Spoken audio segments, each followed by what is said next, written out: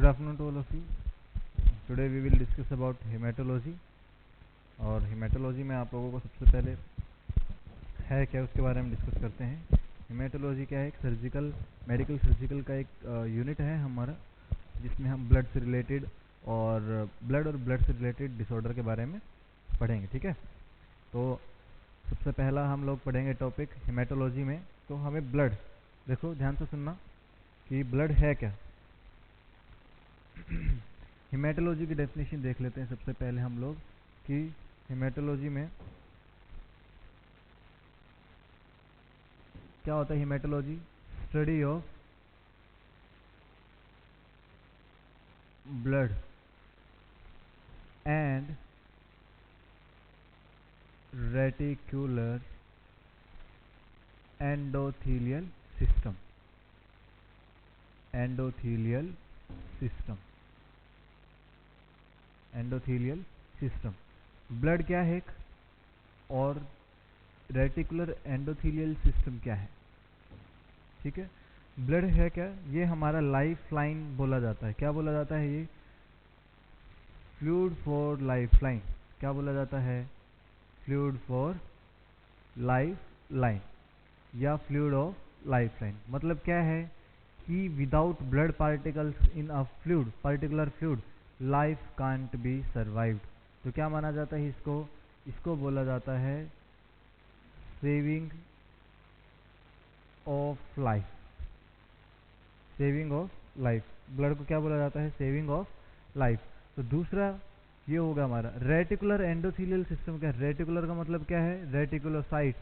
मतलब क्या है कि जो हमारी आरबीसीज हैं, आरबीसीज उनके होल फॉर्मेशन से लेकर के एंडोथेलियम सिस्टम के बारे में डिस्कस करना, वो क्या होता है? Reticular endothelial system. उसके बाद हम लोग डिस्कस करते हैं कि जो हमारा ब्लड है, तो जो ब्लड के बारे में जिन्होंने सबसे पहले बताया था वो कौन थे? विलियम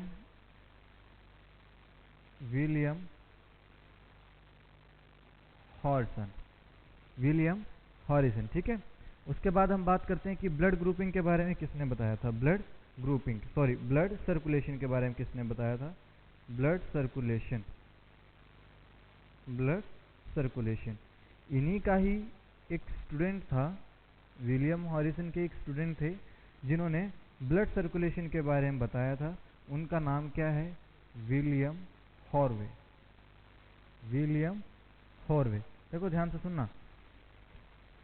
हुआ क्या, ये ब्लड के बारे में बता दिया कि ब्लड क्या है. एक रेड कलर का एक कंपोनेंट है जो हमारी लाइफ के क्या बोला जाता है? लाइफ बोला जाता है हमारा, जो हमारी क्या करता है? लाइफ को सेव करने का काम करता है. ठीक है, उसके बाद इन्हीं के स्टूडेंट ने, विलियम हॉरिसन के स्टूडेंट ने क्या किया? ब्लड सर्कुलेशन के बारे में डिस्कस किया. ब्लड सर्कुलेशन क्या किसने बताया? William Harvey, who was a student of William Harrison, who describe about a blood. Next हम बात करते हैं कि ब्लड सर्कुलेशन का हो गया, लेकिन ब्लड ग्रुपिंग देखो, ब्लड ग्रुपिंग हुआ और साथ में ब्लड ग्रुपिंग के साथ हम लोग एक चीज और पढ़ते हैं, आरएच फैक्टर. आरएच फैक्टर का मतलब रेसस फैक्टर कि हमारा ब्लड नेगेटिव ग्रुप का है या पॉजिटिव ग्रुप का है. तो अगर हमारा ब्लड नेगेटिव है या फिर पॉजिटिव है, इन दोनों का डिस्कस किसने किया था? कार्ल लैंडस्टीनर ने किया था. और ये कब किया था? इन्होंने 1901 में. इन्होंने कब किया था? कार्ल लैंडस्टीनर ने 1901 में. और इनको अपने इस ब्लड ग्रुपिंग और आरएच फैक्टर के लिए नोबेल प्राइज दिया गया था. क्या दिया गया था? नोबेल प्राइज दिया गया था. कब दिया गया था? ये 1927 पे. अपने काम के 27 साल के बाद क्या दिया गया था इनको? नोबेल प्राइज दिया गया था ब्लड का. ठीक है, क्या दिया गया था? ब्लड ग्रुपिंग के लिए कार्ल लैंडस्टीनर को क्या दिया गया था? नोबेल प्राइज दिया गया था. ठीक है, नेक्स्ट हम लोग डिस्कस करते हैं कि हमारा जो ब्लड है उसके कैरेक्टरिस्टिक्स क्या हैं. ब्लड के कैरेक्टरिस्टिक्स क्या हैं?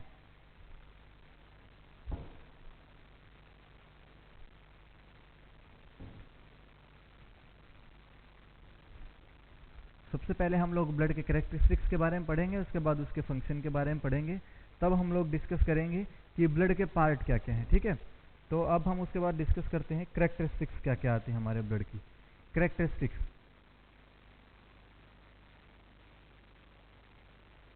कैरेक्टरिस्टिक्स ध्यान से देखना। ब्लड जो है, सबसे पहला पॉइंट आएगा उसका कलर, कि जो ब्लड है यार उसका कलर कैसा है। ध्यान से सुनना। अब हमारी बॉडी में दो ब्लड वेसल्स के सिस्टम होते हैं, एक होता है आर्टीरियल ब्लड और एक होता है वेन्यूल ब्लड। ठीक है, कलर में पहला पॉइंट जो आएगा, एक होता है डार्क रेड कलर। कैसा कलर होता है? Dark red colour. और दूसरा क्या होता है? Bright red colour. Bright red colour, जो चमकीला रेड कलर होता है। ठीक है, ब्राइट रेड कलर। और दूसरा क्या होता है? पहला होता है डार्क रेड और दूसरा क्या होता है? ब्राइट रेड कलर का होता है। ठीक है, अब ध्यान से सुनना। आपने कभी भी ब्लड सैंपलिंग की होगी, तो जब भी आप लोगों ने किसी भी आर्टरी से कोई ब्लड लिया होगा, वो चमकीला होगा। कैसा होगा? हल्का ब्राइट रेड, चमकीले लाल रंग का होगा। तो ये कैसा ब्लड होता है? आर्टीरियल। कैसा होता है? Arterial blood. क्यों? क्योंकि इसके अंदर क्या प्रेजेंट होती है? ऑक्सीजन। क्या प्रेजेंट होती है? ऑक्सीजन प्रेजेंट होती है। ठीक है, इसको हमेशा याद रखना। दूसरा, जो डार्क रेड कलर होता है ब्लड का, वो कौन से ब्लड को बोला जाता है? वेन्यूल ब्लड को या वीनस ब्लड को। कौन सा ब्लड होता है वो? वेनस ब्लड, जो हमारी वेन्स में प्रेजेंट होता है। किस में प्रेजेंट होता है? वेन्स में। और सबको पता है कि वेन्स हमारा क्या कैरी करती हैं? हर एक टिश्यू से वो हमारे बॉडी की जितने भी टिश्यूज से वेस्ट मटेरियल निकलता है, उसमें से CO2 को निकाल करके क्या करती है? वापस गैसेस एक्सचेंज में हेल्प करता है। तो इसमें क्या प्रेजेंट होता है? Carbon dioxide. कार्बन डाइऑक्साइड इसमें क्या होता है? प्रेजेंट होता है। ठीक है, ये तो हुआ पहला कैरेक्टरिस्टिक्स कि हमारे ब्लड का कलर कैसा है, ब्राइट रेड कलर है या डार्क रेड कलर है। Blood is having the dark red colour, then we can say that the blood is in of venous system which has carbon dioxide in higher amount या higher concentration rather than arterial blood. If arterial blood is comparing to the venous blood, then the bright red color will be contained by arterial blood or arterial system and which contain oxygen in it, जो क्या contain करता है? Oxygen को contain करता है। ठीक है, next topic के बारे में हम लोग बात करते हैं कि दूसरी कैरेक्टरिस्टिक्स क्या आती है हमारे ब्लड की। दूसरी कैरेक्टरिस्टिक आती है पीएच। दूसरा कैरेक्टरिस्टिक क्या आता है? पीएच। अब इसको ध्यान से सुनना स्टूडेंट। पीएच, कि हमारे ब्लड का जो पीएच है, पीएच हमेशा याद रखना कि पीएच है क्या? Power of hydrogen ion. किसी भी सॉल्यूशन में पावर ऑफ हाइड्रोजन आयन क्या है?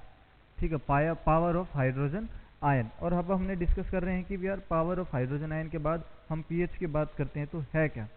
हमेशा एक चीज याद रखना, जब भी हम पीएच स्केल की बात करते हैं, जब भी हम पीएच स्केल की बात करेंगे, पीएच स्केल की बात करेंगे, तो ये 0 से स्टार्ट होता है पीएच स्केल। और कहाँ तक जाता है ये जाता है 14 तक। कहाँ तक जाता है? 14 तक। और बीच में आता है 7। ठीक है, बीच में आता है 7। तो एक चीज याद रखना, इस 7 से, इस 0 से लेकर के जो 7 तक का जो ब्लड होता है, वो कैसा होता है? एसिडिक ब्लड होगा। कैसा ब्लड होगा? एसिडिक ब्लड होगा। एसिडिक। ठीक है, जो 7 से लेकर के 14 तक का होगा, जो 7 से लेकर के 14 तक का होगा, वो कैसा होगा? बेसिक ब्लड होगा। कैसा ब्लड होगा वो? बेसिक ब्लड होगा। मतलब क्या बोल सकते हो आप लोग कि if pH is less than 7, then you can say that acidic pH. Acidic pH. If pH is more than 7, basic pH. ठीक है, लेकिन एक चीज याद रखना, हमारी फील्ड में, जो मेडिकल फील्ड है, अब हमारे ब्लड का पीएच कितना होता है?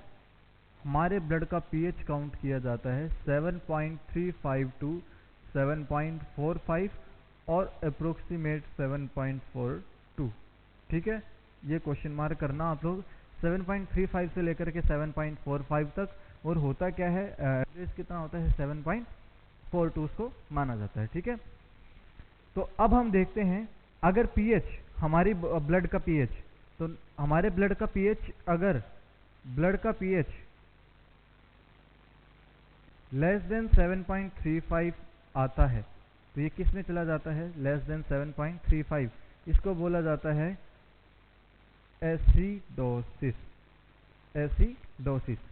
अगर ब्लड का पीएच 7.45 से ज़्यादा चला जाता है इसको बोला जाता है एल्केलोसिस। क्या बोला जाता है, alkalosis.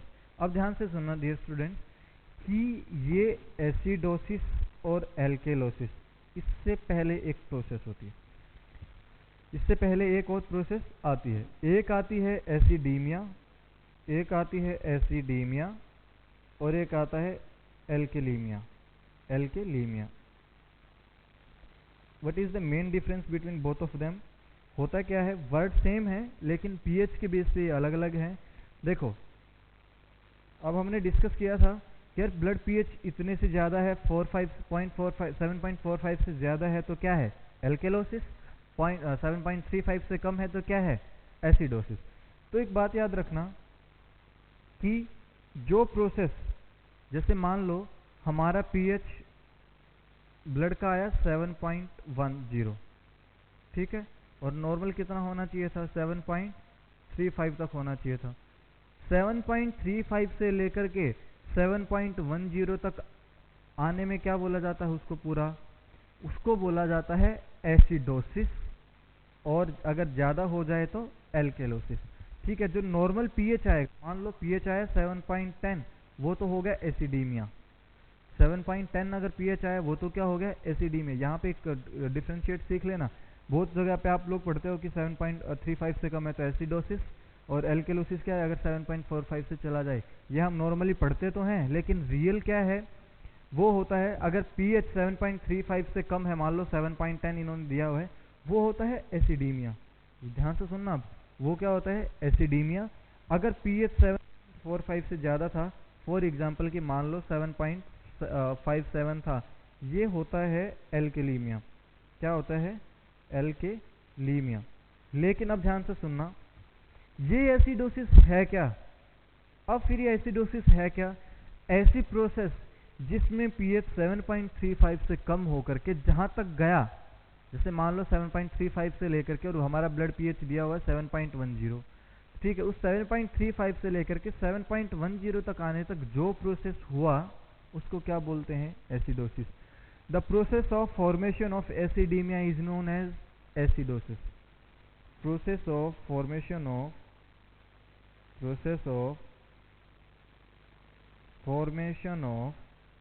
process of formation of acidemia is known as acidosis.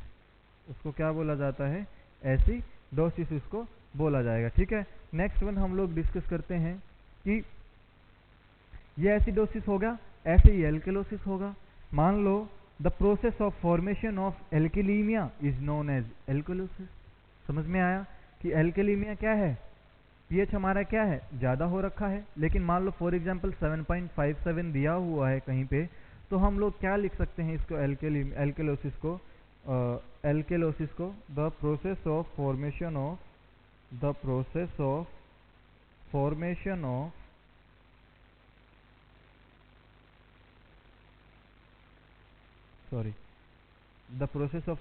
of alkylemia is known as alkalosis। ठीक है, ये तो होगा क्या, हमारा ब्लड का पीएच। हमारे ब्लड का पीएच नॉर्मल कितना होता है, 7.35 से लेकर के 7.45, अगर आप लोग एवरेज निकालते हो 7.42। अब एक क्वेश्चन ध्यान से सुनना कि 7 अगर कहीं पे ऑप्शन में क्वेश्चन पे आ जाए कि पीएच ऑफ ब्लड है क्या, अगर आप लोगों को ऑप्शन में मिलता है 7.35, पहला ऑप्शन ये मिला, दूसरा ऑप्शन आप लोगों को दिया गया है 7.40, थर्ड दिया गया है 7.42 और लास्ट वन दिया गया है 7.45। तो कहीं पे भी कंफ्यूज मत होना, ऑलवेज गो विद 7.42, ये medically accepted pH of blood है। ठीक है, नेक्स्ट हम लोग देखते हैं कि यार लीथल एसिडोसिस क्या है और लीथल एल्केलोसिस क्या है। लीथल क्या होता है, मतलब डेंजरस, जिससे हमारी लाइफ क्या आती है, डेंजर में आ सकती है। और एक पर्टिकुलर पेशेंट जो इन कंडीशन से सफ़र करता है, कब उस पेशेंट की क्या हो सकती है, डेथ हो सकती है। तो नेक्स्ट वन हम लोग देखते हैं कि लीथल एसिडोसिस और एल्कोलोसिस होता क्या है।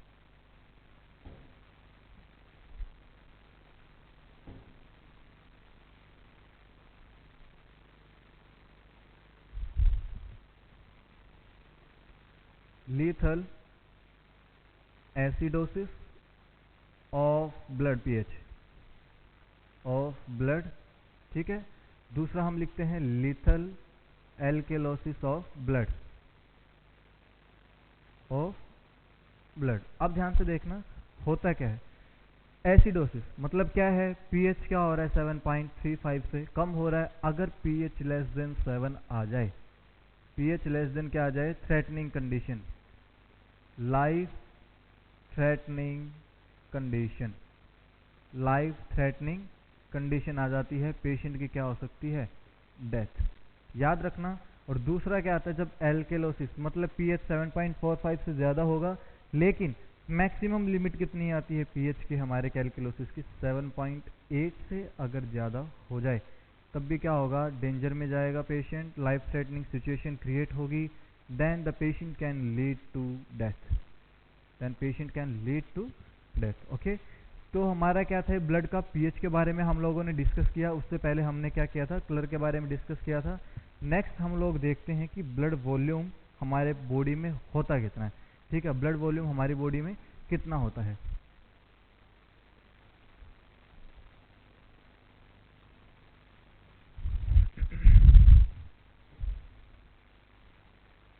अब देखना कि ब्लड वॉल्यूम, तीसरा कैरेक्टरिस्टिक्स क्या आएगा, ब्लड वॉल्यूम,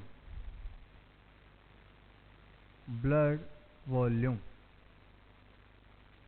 ब्लड वॉल्यूम। देखो ब्लड वॉल्यूम होता क्या है,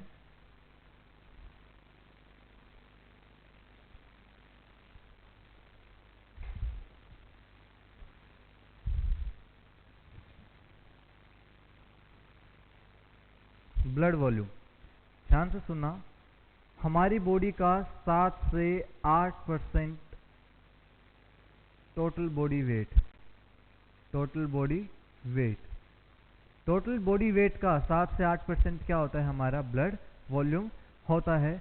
अगर आप लोग फीमेल की बात करते हो, फीमेल की बात करते हो तो कितना हो सकता है, 3.5 लीटर से लेकर के 5 लीटर तक हो सकता है। अगर मेल की बात करते हो तो 4.5 लीटर से लेकर के 6 लीटर तक वो उसका ब्लड हो सकता है। ठीक है, क्या हो सकता है, उसका ब्लड इतना हो सकता है। ठीक है, नेक्स्ट हम लोग बात करते हैं, ये तो हो गया हमारा ब्लड वॉल्यूम हो गया। ठीक है, हमने पीएच का डिस्कस कर लिया और उसके बाद हम लोगों ने कलर को भी क्या किया, देख लिया। अब हम बात करते हैं टेम्परेचर की। अब हम लोग किस चीज़ की बात करेंगे, टेम्परेचर की।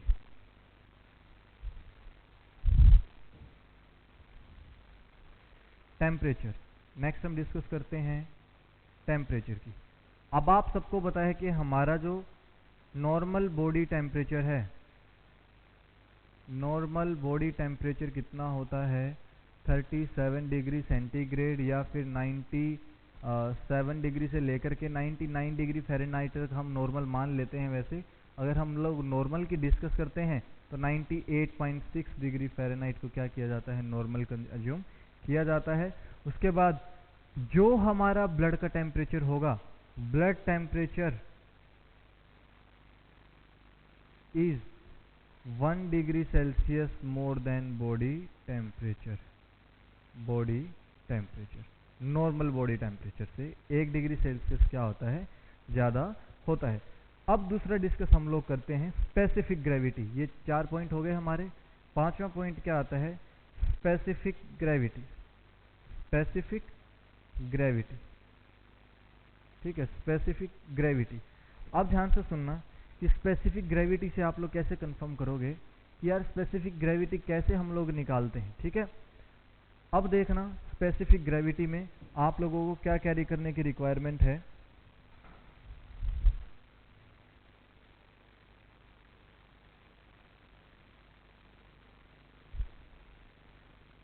स्पेसिफिक ग्रेविटी, मान लो कि आपने एक टेस्ट ट्यूब में ब्लड लिया, आपने एक टेस्ट ट्यूब में क्या किया है? ब्लड लिया, ठीक है। तो अब इसमें होता क्या है कि जब जितना आपने ब्लड लिया, और ब्लड में हमारे दो पार्ट होते हैं, ब्लड के कितने पार्ट होते हैं? दो पार्ट होते हैं। ब्लड के कितने पार्ट होते हैं? दो पार्ट होते हैं। अब इस टेस्ट ट्यूब को हमने रखा थोड़ी देर के लिए, रखने के बाद थोड़ी देर के बाद जब हम ब्लड को एसेस करेंगे तो फिर से क्या बनेगा ब्लड में? तो आप इसमें एक चीज़ देखते हो, जो हमारा रेड कलर का ब्लड है वो नीचे की तरफ क्या हो जाएगा? डिपॉजिट हो जाएगा। क्या होगा? नीचे की तरफ डिपॉजिट हो जाएगा। तो आप लोगों को पता होना चाहिए, जो चीज़ें हैवी होती हैं तो वो लिक्विड सॉल्यूशन में अगर आपने कहीं पे उसको स्टेबल करके रख दिया, आफ्टर 5 to 15 मिनट वो क्या होंगे? नीचे की तरफ डिपॉजिट होना स्टार्ट हो जाएंगे।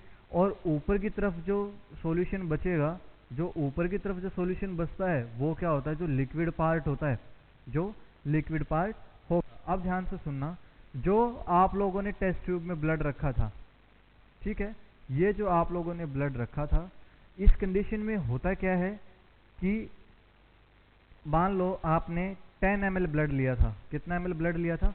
फॉर एग्जाम्पल आपने 10 ml ब्लड लिया था, ठीक है, 10 ml ब्लड लिया। अब इस 10 ml का 55% क्या है? प्लाज्मा। 55% क्या आएगा? प्लाज्मा आता है। और दूसरा अगर हम डिस्कस करें 45%, वो क्या आता है? इसका सेल्यूलर पार्ट, सेल्यूलर पार्ट आएगा। अब ध्यान से सुनते जाना। अब सेल्यूलर पार्ट क्या मतलब? सेल्स हैं, ये सॉलिड पार्टिकल होते हैं। कैसा पार्ट होता है इसमें? सॉलिड पार्टिकल होता है। एक होगा आरबीसी, क्या होगा इसमें? एक होगा आरबीसी, दूसरा क्या होगा? डब्ल्यूबीसी, और तीसरा क्या होगा? प्लेटलेट। तीसरा क्या होगा? प्लेटलेट।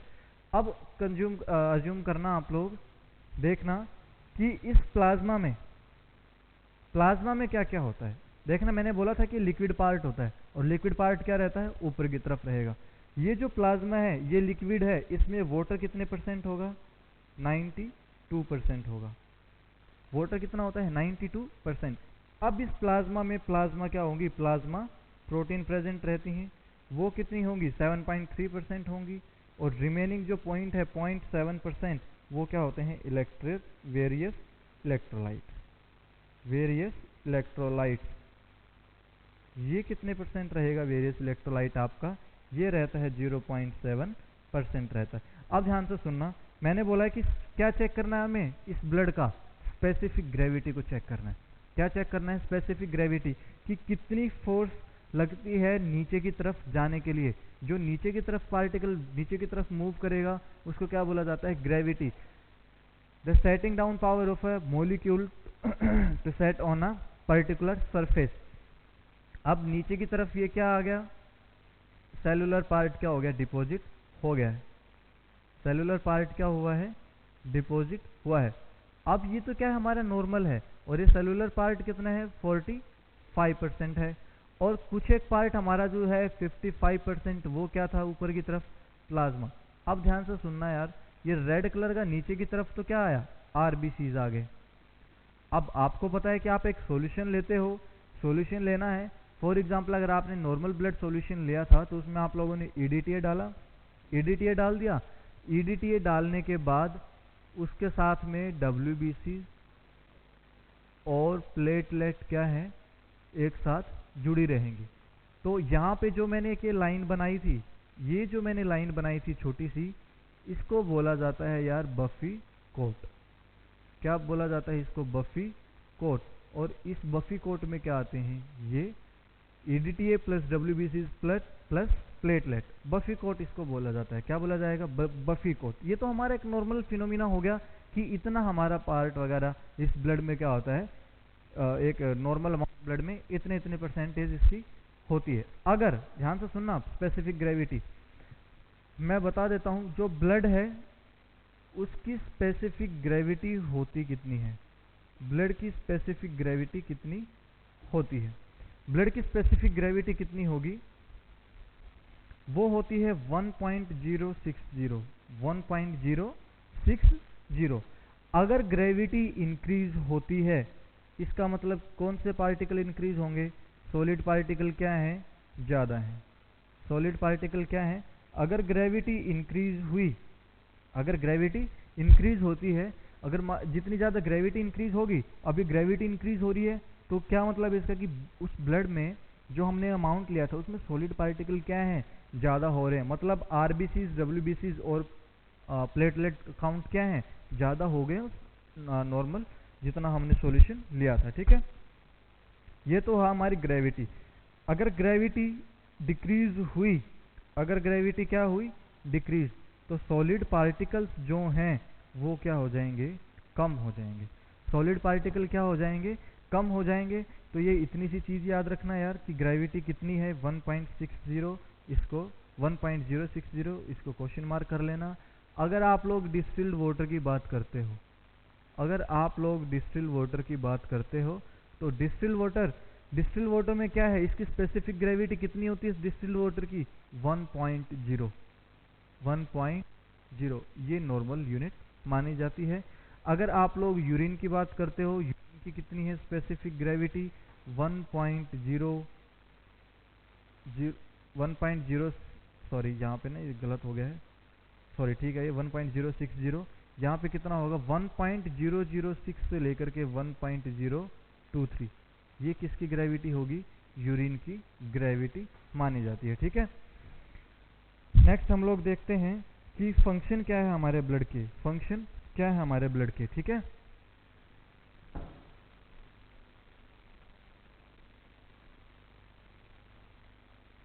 हमारे ब्लड के फंक्शन क्या है।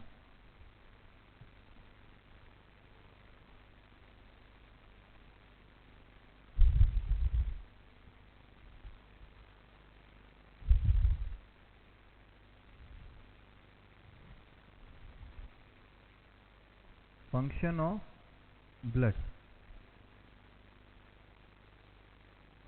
फंक्शन ऑफ ब्लड, तो सबसे पहला क्या है, transport of gases, transport of gases. अब आप सबको बताया गया, अरे ट्रांसपोर्ट करता है गैसेस का, खाली हम एक वर्ड लिखते हैं ट्रांसपोर्ट, उसके अंदर में हम हेडिंग बनाएंगे। ठीक है, ट्रांसपोर्ट।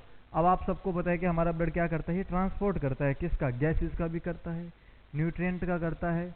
ठीक है, इन सबको क्या करता है, ये ट्रांसपोर्ट करेगा। अब आप सबको पता है कि हमारा ब्लड जो है, हमारा हार्ट जो है वो पंप करता है, क्या करता है, वो बार बार पंप करता है। इसकी पंपिंग एक्टिविटी की वजह से क्या है, हमारा जो सर्कुलेशन है, एंटायर बॉडी का जो सिस्टमिक सर्कुलेशन है, उसमें ऑक्सीजनेटेड ब्लड जाता है, ऑक्सीफाइड ब्लड जाता है, जिसकी वजह से हमारे टिश्यूज़ क्या करते हैं, ऑक्सीजनेटेड ब्लड को क्या करते हैं, अपने पास रखते हैं। ऑक्सीजनेटेड ब्लड के पास बाद होता क्या है, जो टिश्यूज़ हमारे जो ग्लूकोज वगैरह जो यूज़ करते हैं, उसके बाद जितना भी होगा, तो उसके बाद डीऑक्सीजनेटेड ब्लड जो है, हर एक टिश्यू ने अपना अपना क्या किया, ऑक्सीजन को कैरी कर लिया। अब उसके पास जो CO2 है टिश्यूज़ के पास, वो वापस ब्लड में सर्कुलेट कर देगा, और वापस वहाँ से वो CO2 निकलने के बाद क्या होगी, वापस लंग्स के थ्रू क्या होगा, गैसेस एक्सचेंज होगा, और लंग्स फिर ऑक्सीफाइड होके वापस हार्ट के थ्रू क्या हो जाता है, सर्कुलेट हो जाता है। तो अब हम इसमें देखते हैं कि ट्रांसपोर्ट जो है गैसेस का, सबसे पहले हम लोग देखते हैं CO2 का। सबसे पहले किसका देखेंगे, CO2 का, कि CO2 का कैसे ट्रांसपोर्ट होता है। CO2 का 72% किसके थ्रू होता है, 72% किसके थ्रू होगा, ब्लड प्लाज्मा के थ्रू। किसके थ्रू होगा, ब्लड प्लाज्मा के थ्रू होता है। 70 to 72% किसके थ्रू होगा, ब्लड प्लाज्मा के थ्रू होगा। अब 20 to 22% जो CO2 है, 20 to 22% जो ब्लड है, ठीक है, अब 20 to 22% जो ब्लड है, उसका सर्कुलेशन कैसे होगा, सॉरी ट्रांसपोर्ट कैसे होगा, इसको हमेशा बाइकार्बोनेट की फॉर्म में ही क्या किया जाता है, बाइकार्बोनेट की फॉर्म में क्या किया जाता है, ट्रांसपोर्ट किया जाता है। ठीक है, बाइकार्बोनेट की फॉर्म में HCO3। ठीक है, जब ये लंग्स में जाएगा तो किस में ब्रेक हो जाएगा, H2O प्लस CO2 में ये क्या हो जाएगा, ब्रेक हो जाएगा। ठीक है, जैसे ये ब्रेक होगा तो कितना हो, 22% किस में गया, कार्बोनेट की फॉर्म, बाइकार्बोनेट की फॉर्म में गया। नेक्स्ट करते हैं जो रिमेनिंग अमाउंट जो बचा, रिमेनिंग अमाउंट जो बचता है 6 to 10%, जो 6 to 10% जो ब्लड बचता है वो कैसे होगा, ये 6 to 10% जो है ये कार्बन डाइऑक्साइड के साथ में, डाइऑक्साइड के साथ में क्या होगा, मिक्स होगा। ठीक है, तो जितना ये ब्लड है जैसे इसके साथ में मिक्सअप होगा इसको बोला जाएगा कार्बोक्सी हीमोग्लोबिन, कार्बोक्सी हीमोग्लोबिन इसको बोला जाता है। ठीक है, इतना तो क्या हुआ, हमारा ट्रांसपोर्ट किया 70 to 72% किसने किया, ब्लड प्लाज्मा ने किया, ब्लड प्लाज्मा और प्लाज्मा प्रोटीन दोनों ने, ब्लड प्लाज्मा और प्लाज्मा प्रोटीन ने किया। 20 to 22% किसने किया है, ये बाइकार्बोनेट की फॉर्म में गया। और 6 to 10% जो रिमेनिंग अमाउंट था CO2 का किसने किया है, carbon dioxide plus carboxy haemoglobin, आप लोग उसको क्या कर सकते हो, बोल सकते हो। उसके बाद नेक्स्ट हम लोग देखते हैं कि जो न्यूट्रिएंट हैं, अब हमारे ब्लड में क्या है, न्यूट्रिएंट भी होंगे।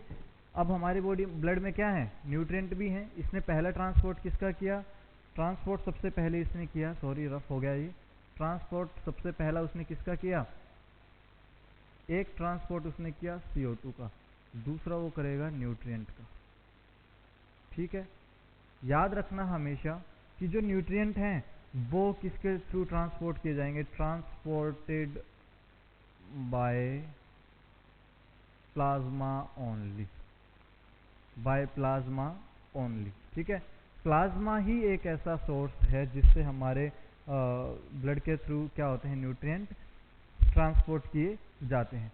नेक्स्ट हम लोग बात करते हैं O2 का ट्रांसपोर्ट, O2 ऑक्सीजन का ट्रांसपोर्ट, ऑक्सीजन का ट्रांसपोर्ट। ठीक है, होता क्या है, अब ये ऑक्सीजन का सिर्फ और सिर्फ transported by cellular part, transported by cellular part, और सेलुलर पार्ट में भी कौन करेगा, आरबीसीज करती हैं। और आरबीसीज में भी क्या प्रेजेंट होता है, हीमोग्लोबिन, हीमोग्लोबिन। एक हीमोग्लोबिन का मॉलिक्यूल 4 ऑक्सीजन के मॉलिक्यूल को क्या करता है, कैरी करता है या फिर ट्रांसपोर्ट करता है। ठीक है, क्या करता है, वो कैरी करता है या फिर ट्रांसपोर्ट करता है। अब ये चीज़ें देखिए आपने, पहले तो क्या हुआ, ट्रांसपोर्ट किया उसने। ठीक है, उसके बाद हम लोग डिस्कस करते हैं कि regulation of body temperature, regulation of body temperature.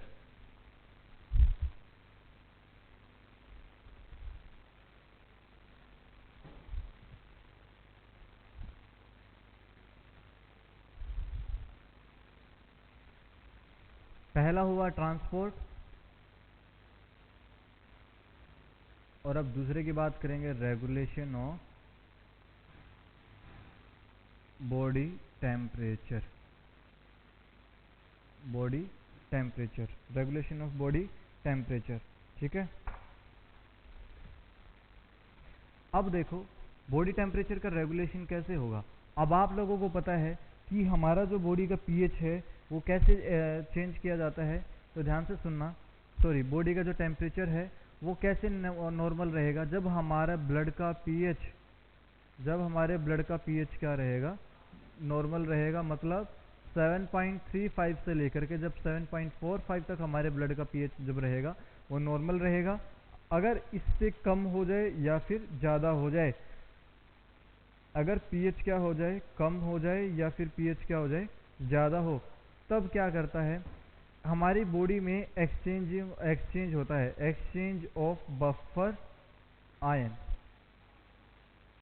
And H plus ion. ठीक है, बफर आयंस और H प्लस आयंस के एक्सचेंज के बाद ही हमारा पीएच क्या हो सकता है, नॉर्मल हो सकता है। अगर पीएच मोर देन 7.45 हो जाए तो H प्लस आयन क्या हो जाएंगे, रिलीज इंक्रीज हो जाएगा इनका, रिलीज क्या कर दिए जाएंगे, ज़्यादा किए जाएंगे, या फिर सिक्रीशन ज़्यादा होगा अगर पीएच क्या है 7.35 से कम हो गया है, तब H प्लस आयन क्या हो जाते हैं, कम सिक्रीट होंगे। ठीक है, उसके बेस पे हम लोग क्या कर सकते हैं कि बॉडी का जो टेम्परेचर है ब्लड ने क्या किया है, मेंटेन किया है। ठीक है, नेक्स्ट हम लोग बात करते हैं कि जब भी नेक्स्ट इसका जो आता है वो आता है हमारा एक्सक्रीशन। क्या आता है, एक्सक्रीशन।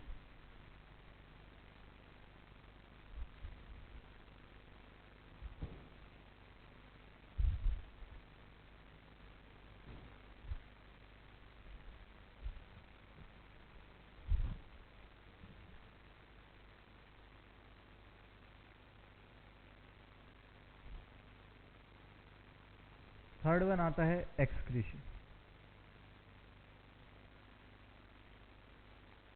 अब आप लोगों को पता है कि हमारी बॉडी में जब भी डाइजेशन वगैरह की प्रोसेस जो कंप्लीट होती है, जब भी डाइजेशन वगैरह की प्रोसेस कंप्लीट होती है, तो जैसे प्रोटीन का मेटाबॉलिज्म हुआ, तो उससे क्या होता है कि नाइट्रोजनस वेस्ट वगैरह हमारी बॉडी में क्या है, बनता है।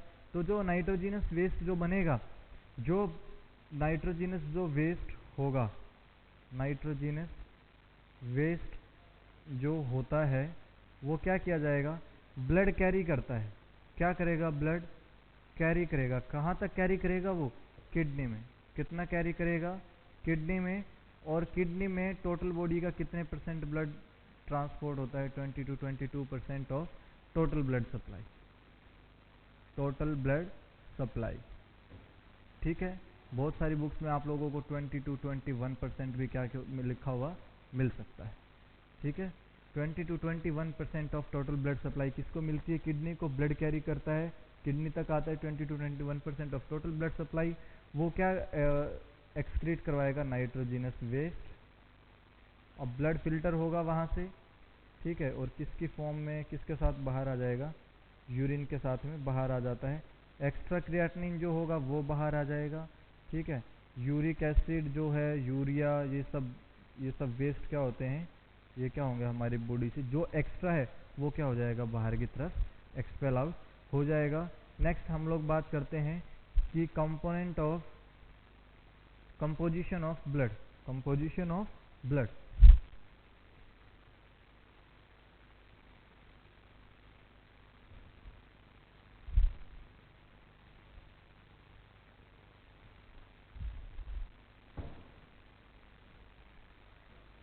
हम लोग नेक्स्ट बात करते हैं कंपोजिशन ऑफ ब्लड। अब देखना कि जो ब्लड है उसके कंपोजिशन को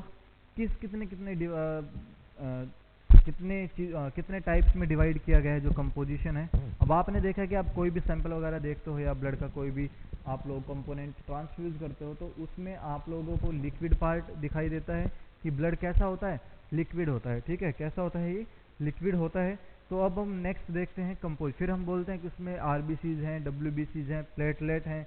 तो हम कैसे उसको कैटेगराइज करते हैं कि कौन सा सेलुलर पार्ट है, कौन सा लिक्विफाइड पार्ट है। ठीक है, तो उसके बेस पे हम लोग कंपोजिशन को क्या करते हैं, असेस करते हैं। जो ब्लड की जो कंपोजिशन है, जो कंपोजिशन है, तो वो कितना होता है, 2 पार्ट में होता है। कंपोजिशन कितने पार्ट में होगा, 2 पार्ट में होगा। पहला होता है लिक्विड पार्ट। कौन सा होता है, लिक्विड पार्ट। और दूसरा होता है सेलुलर पार्ट। दूसरा क्या होता है, सेलुलर पार्ट।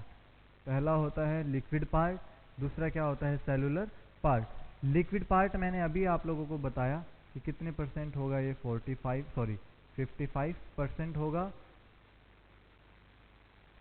और जो सेलुलर पार्ट है ये कितने परसेंट होता है, 45% होता है। और कई बार आप लोग क्या करते हो कि किसी भी सॉल्यूशन में EDTA मिला दिया जाता है, EDTA मिला दिया जाता है, तो उसमें 1% क्या आता है, फिर बफी कोट। बफी कोट, इस बफी कोट में क्या होता है, EDTA ethylene diamine tetracyclic acid, tricyclic acid sorry, ethylene diamine tricyclic acid, उसके बाद प्लस प्लेटलेट प्लस WBC, ये सब क्या आते हैं, इस बफी कोट में आते हैं। ठीक है, अब हम बात करते हैं लिक्विड पार्ट की। लिक्विड पार्ट को क्या बोला जाता है? Blood plasma. क्या बोला जाता है? Blood plasma. और सेलुलर पार्ट में क्या क्या आता है? आरबीसी। पहला क्या आता है? आरबीसी। दूसरा क्या आता है? डब्ल्यूबीसी। और तीसरा